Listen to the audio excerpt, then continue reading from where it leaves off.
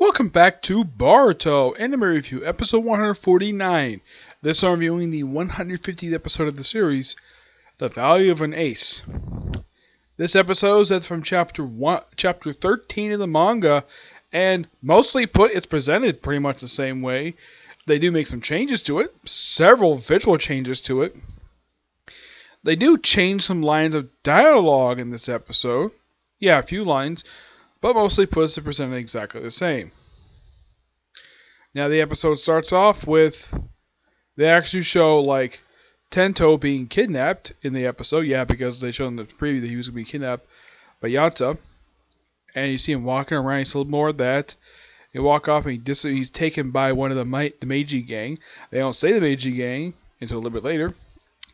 And then you see Boruto, Sadara, and Mitsuki, and here's a big change, obvious change right here. Sadara is not wearing the outfit she was wearing in the manga. Yep, the outfit she's wearing in the episode is the outfit she's wearing since the Sadara arc. Yep. Yeah, which I'm kind of glad they changed that. And then mostly put, and then they go into what looks like Konohamaru's office, looks like.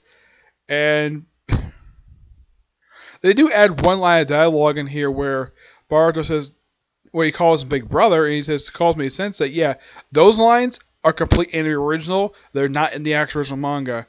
And when he asks, like, don't tell me you call us over here just to clean up your office. Like, don't be ridiculous. Yeah, big rank mission. Like, oh, cool. Now, I should point out, though, in the manga, they mention Gaara in this scene. Yeah, the fact he went on missions. In the episode, for some reason, they actually cut the references to Gaara for some reason. I'm not really sure why. Yeah, there's no mention of him. And, yeah, I was psyched to see, basically, the mission itself.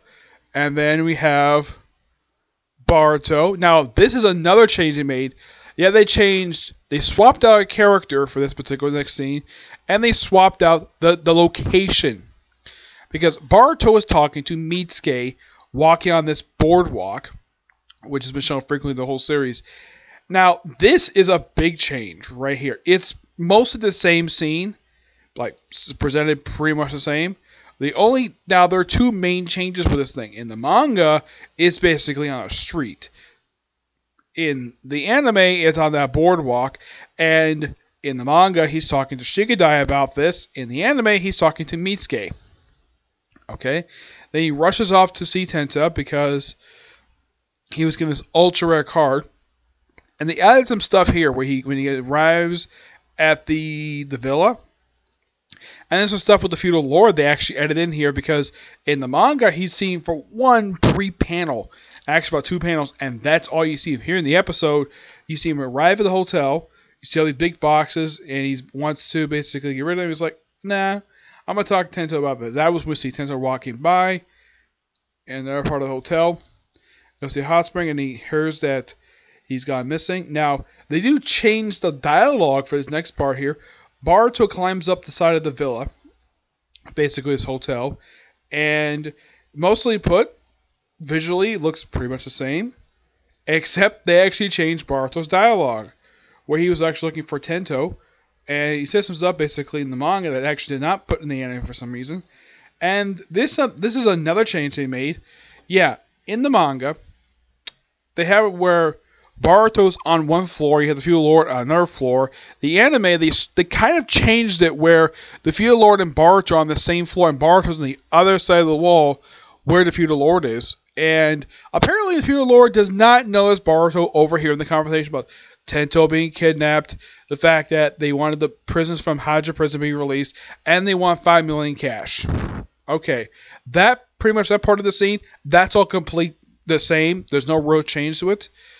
Exception to the visual change, mostly the same. And of course, he runs off and he goes see Sadara. Now, here's a big obvious change here. Now, in the manga, I was telling my friend Edgar about that. Even he's surprised to hear about this.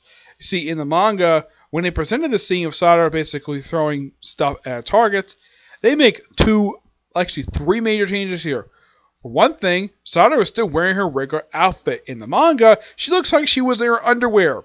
A very sexy underwear for a 12-year-old.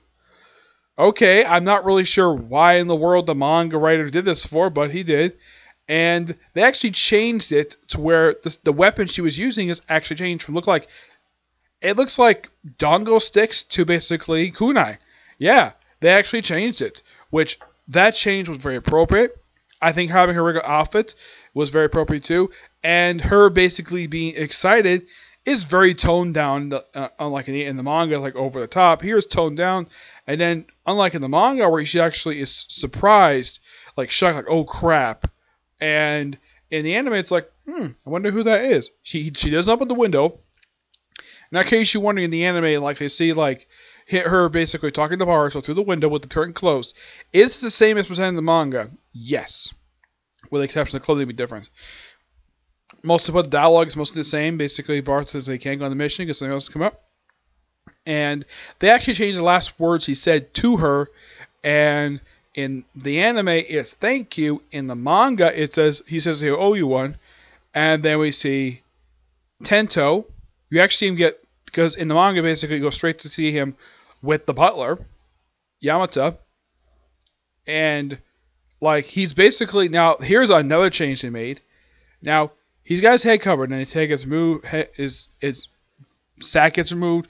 You see Yamata basically, who is all complete, buttoned up, looks nice. In the manga, they actually have already unbuttoned for him, and in the anime, they have the transformation sequence pretty much the same, except that not much has popped off, and he basically is a little more covered up now than he was in the manga.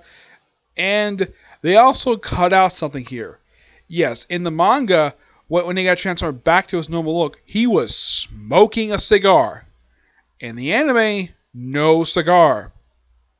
And the glasses he simply just tossed to his side.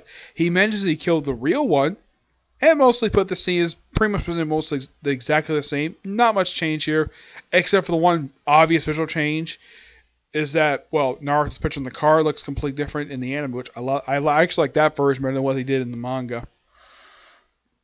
Where you talk basically, you mentioned about Orochimaru getting a card. Okay, that part is from the manga, definitely too.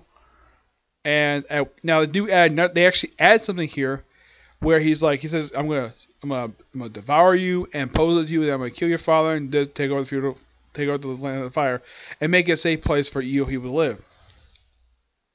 And he's about to devour him, just like he does in the manga. Now, in the anime, he actually adds saliva coming down from his mouth, probably just so he's trying to start the transformation sequence. A lot of times he gets interrupted by frickin' Boruto, who comes. Now, how he gets here is that he finds out from one of the Meiji bandits, which that was actually added in the anime how he got there, because in the manga it's like, wait, how the heck did he get here? Because I'm sure a lot of people probably question, like, wait, how in the world did he get here? Because the manga never explained that at all. Here it's like, oh, he just basically interrogated one of the Meiji game bandits, and he got the location. And the episode ends pretty much with the same line of dialogue, him about to start his fight with Sergi. Yep, the leader of the Meiji gang bandits. And, well, that's it.